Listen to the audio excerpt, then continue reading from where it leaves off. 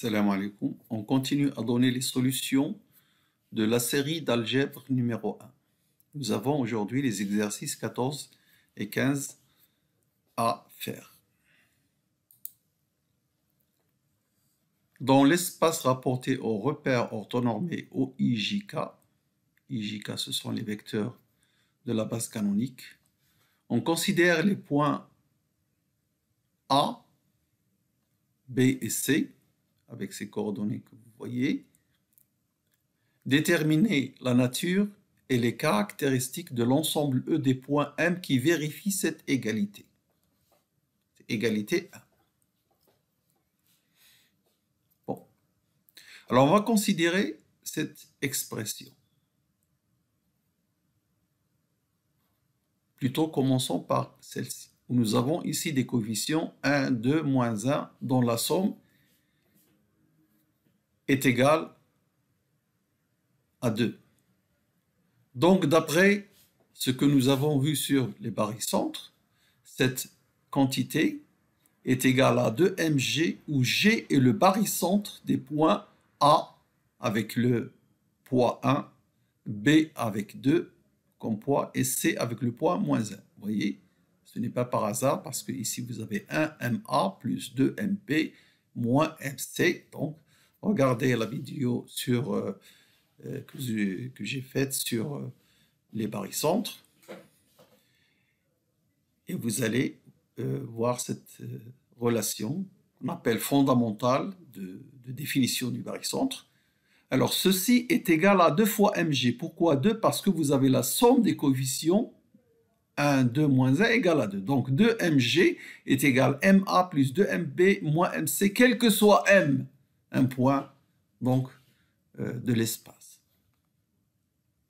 Alors, pour cette partie-là, donc nous avons ce vecteur est égal à 2mg. Pour l'autre vecteur, vous avez 1, moins 2. La somme des points ne donne pas un nombre non nul. On ne peut pas utiliser cette méthode avec le barycentre. Alors, ce que nous allons faire, c'est utiliser la relation de Charles. Donc, ouvrir ce MA par MC plus CA, et ici MC plus CB, et moins de MC va éliminer ces deux MC là, et il va rester un nombre, plutôt un vecteur constant CA plus CP. Donc nous n'avons plus qu'à remplacer cette expression ici, là, et cette expression de mg ici pour avoir, donc en utilisant les relations 1 et 2, on voit que E est l'ensemble des points M tels que 2 fois Gm, donc nous avons mis ici de Gm, la norme c'est 2 fois norme de Gm, est égale à ce vecteur, la norme de ce vecteur. Ce qui veut dire que Gm est égal, la norme de Gm est égale à 1,5 fois ce nombre. Ce 1,5 fois ce nombre-là, puisque la norme c'est un réel, et je l'appelle R, donc nous avons G, les points M de E, ce sont les points M qui sont à une distance fixe égale à R. C'est la sphère centrée en G et de rayon ce R. On fait un peu de calcul pour vous donner le rayon exactement. Alors CA, en prenant les coordonnées de A moins les coordonnées de C, nous donne moins 2, 4, moins 3. CB, les coordonnées de B moins les coordonnées de C vous donnent moins 3, 4, moins 1. Voilà les coordonnées. Alors j'ai disposé verticalement pour que l'on puisse bien voir les soustractions pour ne pas faire d'erreur.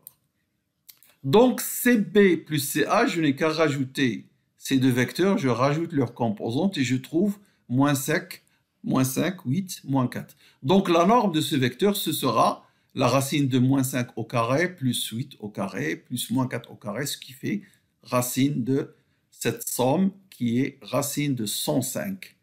Et puisque j'ai le 1,5, donc le rayon c'est racine de 105 sur 2. Voilà donc E, c'est la sphère centrée en G et de rayon, racine de 105 sur 2. Maintenant, on peut s'arrêter là pour la réponse, mais si on veut donner aussi les coordonnées de G, et ça c'est une, si vous voulez, c'est une révision pour vous montrer comment vous trouvez les coordonnées de G. Cette expression fondamentale, elle est vérifiée par tout point M, le barycentre, tout point M, vérifiez ça avec le barycentre. Donc en particulier pour le point M égale O. O, le centre du repère, si vous voulez, l'origine du repère plutôt. Donc vous aurez à écrire ça, à la place de M vous mettez O, et vous avez donc maintenant XG est égal à 1 demi XA, si j'appelle XA l'abscisse, plutôt la première composante, et XB la deuxième composante, et XC la troisième composante. Donc nous aurons les coordonnées du barycentre par cette expression, en faisant cette opération pour chaque composante, et on trouve après un calcul, donc pour remplacer les coordonnées de A que vous avez dans l'énoncé, les coordonnées de B que vous avez dans l'énoncé, et les coordonnées de C que vous avez également. Donc vous faites des opérations, et ne pas oublier le 1,5 qui est là, hein? Et donc nous trouvons, voici donc les coordonnées de G, et pour donc la conclusion, c'est E et la sphère de centre G, avec ses coordonnées et de rayon, racine de 105 sur 2. Voilà pour ce premier exercice. Alors, le deuxième exercice, c'est tout autre chose. Hein, ça n'a rien à voir avec les barycentres, mais c'est sur les droites. Comment trouver une droite quand on a un coefficient directeur qui passe par un point, et une droite qui passe par un point avec un vecteur directeur, etc. Alors donc, on se donne deux points. On est dans le plan ici, parce qu'il y a, les points sont avec deux composantes. Les points A3,1 et B2,3 et le vecteur U-1, 2. Déterminer l'équation de la droite. Déterminer l'équation de la droite. Voilà la question. Ce sont des choses que vous connaissez, que vous avez déjà vues. Alors, je vais vous donner une méthode, la méthode la plus simple.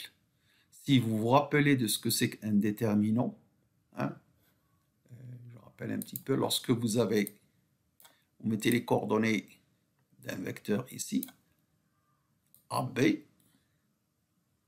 et vous mettez les coordonnées d'un deuxième vecteur D. Alors, le déterminant, par définition, c'est AD moins BC. AD moins BC. AD, donc plus en multipliant la première diagonale, moins en multipliant par la deuxième diagonale. Voilà le déterminant. Alors, les coordonnées de AB.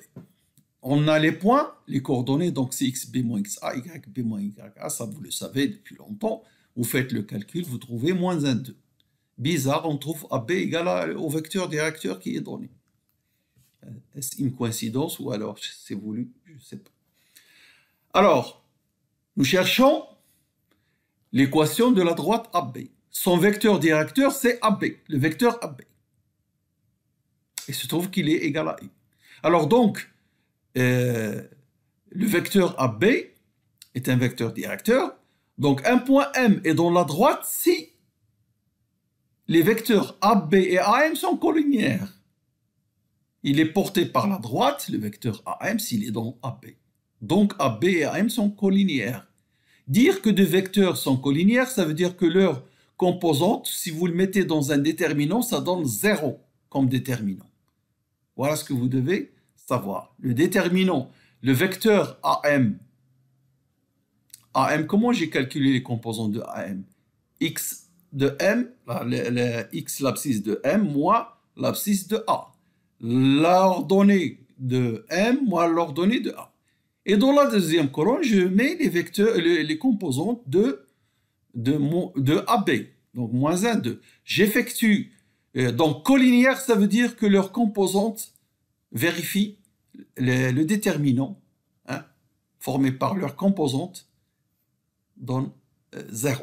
Alors donc ça c'est 2x moins 3 moins y moins 1 fois moins 1. Moins 1 ça fait plus, attention. Donc ça fait plus y moins 1 égale 0. Effectuez le calcul et vous trouvez. Donc voilà l'équation de la droite. M est dans AB si ces coordonnées vérifient cette relation. On appelle ça une équation cartésienne parce qu'il y a d'autres équations. Une équation paramétrée, on peut donner une équation paramétrée de la droite AB. Donc cartésien lorsque vous avez une relation du type AX plus BY plus C égale 0. Donc voilà l'équation de la droite, c'est 2x plus y moins 7 égale 0. Alors, lorsque vous étiez dans le lycée, vous aviez l'habitude de donner les équations d'une droite par type y égale ax plus b. Alors, vous pouvez faire cette méthode également. Alors, vous allez dire que A appartient à B, B appartient à B également, les deux. Hein, les deux appartiennent à B. Ça aussi, ça appartient à B aussi. Et donc, les coordonnées de A vérifient l'équation. Donc, vous avez 1, l'ordonnée de A égale A fois l'abscisse de A plus B. Et même chose pour ce point qui appartient à B. Donc, son ordonnée 3 est égale 2 fois son abscisse plus B.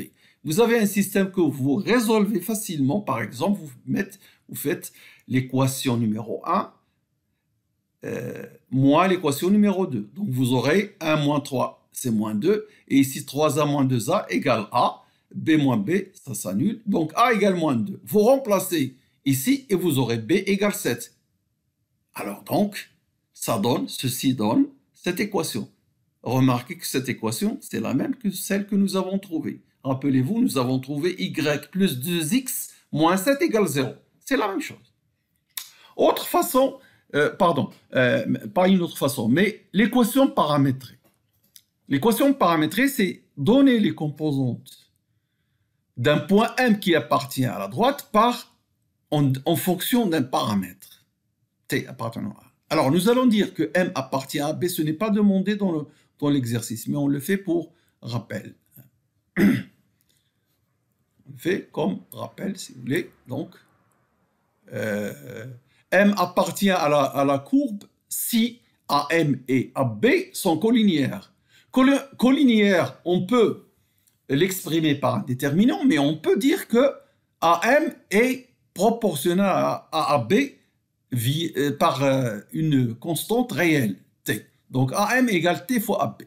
J'écris les composantes de AM, x moins 3, y moins 1, on a déjà vu ça, est égal T fois le vecteur AB, nous avons trouvé ces coordonnées, 2 moins 1, et vous exprimez donc, première ligne, x égale 3 plus 2t, deuxième ligne, y égale 1, le moins 1 passe de ce côté-là, 1 moins t. Voilà donc l'équation paramétrée de la droite AB, ce qui n'est pas demandé dans l'exercice. On nous demande l'équation cartésienne, on peut l'écrire comme ça, c'est la méthode du lycée, et l'autre méthode, c'est ce que je vous ai montré ici. Comment le faire? Je préfère faire comme ça. Hein? C'est beaucoup plus rapide et c'est facile à faire. Juste exprimer la collinéarité par le déterminant. Et si vous voulez l'équation paramétrée, exprimez la collinéarité par la proportionnalité entre les deux vecteurs. Alors, la question numéro 2, c'est la même chose, puisque déterminer l'équation de la droite AB passant par A et de vecteur, déterminer l'équation de la droite passant par A et de vecteur moins 1, 2, c'est la même droite, elle passe par A et de même vecteur. Parce que nous avons vu que AB c'est le vecteur moins 1, 2, donc je dis idem que 1. Si vous voulez le refaire, vous le refaites, mais c'est la même chose. Par contre, dans la troisième question, maintenant, on vous demande l'équation qui passe par A et qui est normale au vecteur moins 1, 2. La collinéarité, on l'exprime par le déterminant des deux vecteurs est nulle. La normalité entre un vecteur et un autre vecteur par le produit scalaire est nulle.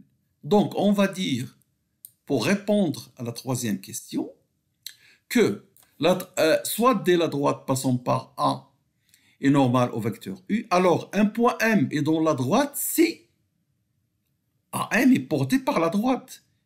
Et donc AM est orthogonal à U, puisqu'on dit que U est orthogonal à la droite. Alors ici, on donne les coordonnées. Je les écris horizontalement cette fois-ci, donc les coordonnées de A, mais on a déjà vu ça, x-3, y-1, orthogonal à celles donc des vecteurs, les coordonnées du vecteur -1, 2. Et le produit scalaire, c'est quoi? C'est la composante x-3 multipliée par -1, ça donne ça, plus deuxième composante y-1 multipliée par la deuxième composante de ce vecteur 2. Voilà, et on trouve donc M est dans la droite AB. Ici, c'est appartenant à D, pas à la droite AB. Je m'excuse là, c'est une erreur quand j'ai écrit ça, donc je vais corriger ça. Donc, bon. Ici, c'est si M appartient à D. M appartient à D si et seulement si AM est orthogonal à U. Il n'y a pas de B dans cet énoncé de la troisième question. Donc, c'est juste une erreur. Donc, M, X, Y appartient à la droite D si et seulement si AM et U sont orthogonaux, et ça donne cette équation. Donc, l'équation de la droite D, c'est -x plus 2y plus 1. Alors, qu'est-ce que vous remarquez entre l'équation de la droite AB et la droite D? On sait que AB est collinéaire, la droite AB est collinéaire à U, puisque le vecteur AB c'est U, et celle-ci, elle est plutôt orthogonale à U. Alors, on voit que quand vous avez des équations du type AX plus BY plus C égale 0, et une autre avec A' plus A'X plus B'Y égale 0, comment vous connaissez qu'elles sont orthogonales? Vous avez A' plus B' égale 0. En effet, 2 fois -1 plus 1 fois 2, ça donne 0. On voit bien qu'elles sont orthogonales, ces deux droites. Merci pour votre attention.